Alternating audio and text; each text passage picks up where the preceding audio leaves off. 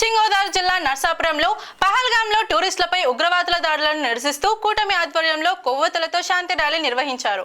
ప్రభుత్వ విప్ బొమ్మిడి Nayakar, TDP incharge Ramaraju, కొవ్వాలి Rammohan Naidu ఆధ్వర్యంలో జరిగిన ఈ ర్యాలీలో జనసేన, టీడీపీకి చెందిన ముఖ్య నేతలు పాల్గొన్నారు. అంబేద్కర్ సెంటర్లో కొవ్వొత్తులతో నిరసన తెలిపారు.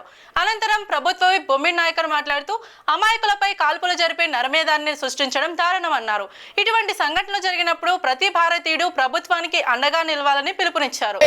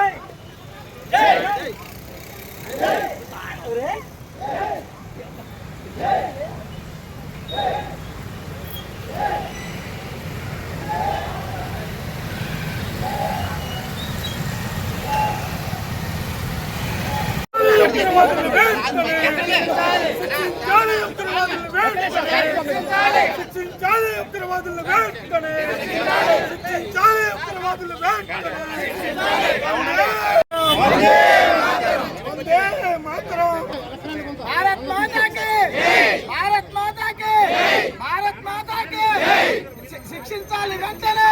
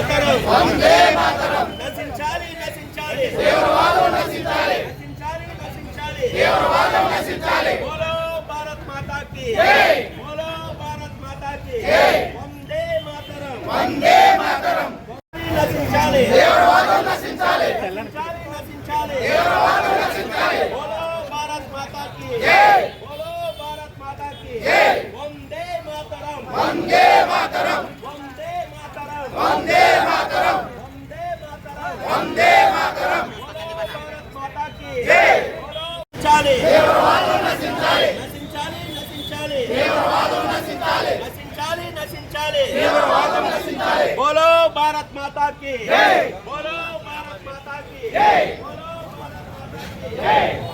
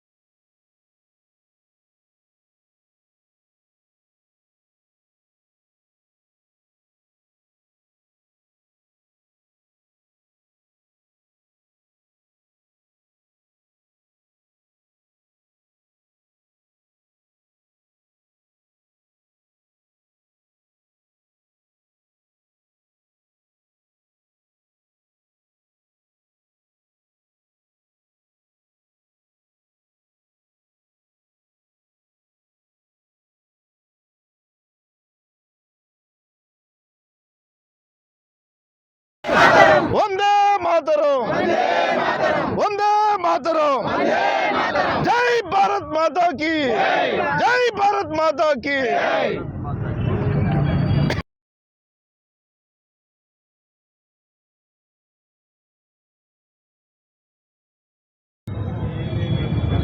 ఉగ్రవాదుల చేతుల హతులైనటువంటి 26 మంది మృతవీరులకు దేశవ్యాప్తంగా కూడా మన భారతదేశం అంతటా కూడా ఇవాళ మరి ఏ రకమైన మౌనంగా ప్రతి చోటన కూడా ప్రతి గ్రామాలు కానీ ప్రతి రాష్ట్రాలు కానీ ప్రతి చోటన కూడా నివాళులు అర్పిస్తూ మరి ఎందుకంటే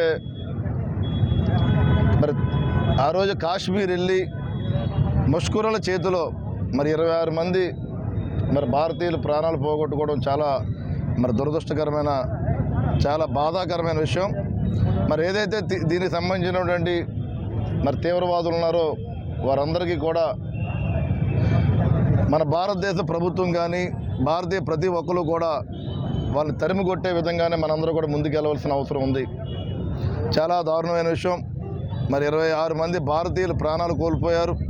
మరి దానిలో కూడా మన ఆంధ్ర రాష్ట్రానికి సంబంధించినటువంటి విశాఖపట్నం నుంచి మరి చంద్రమౌళి గారు కానీ అదేవిధంగా కావలి పట్టణం నుంచి మధుసూదన్ రావు గారు కానీ వారందరికీ మరి ఏదైతే మిగతా 24 మంది కూడా ప్రతి ఒక్కరికి కూడా మన భారతదేశం తరఫున వారందరికీ కూడా నివాళులు అర్పిస్తూ వారి కుటుంబానికి ఒక ధైర్యాన్ని ఇచ్చే విధంగా కూడా ప్రతి ఒక్క భారతీయులు కూడా ముందుకు రావాలని చెప్పి సందర్భంగా తెలియజేస్తున్నాం. మేము చాలా దారుణమైన విషయం.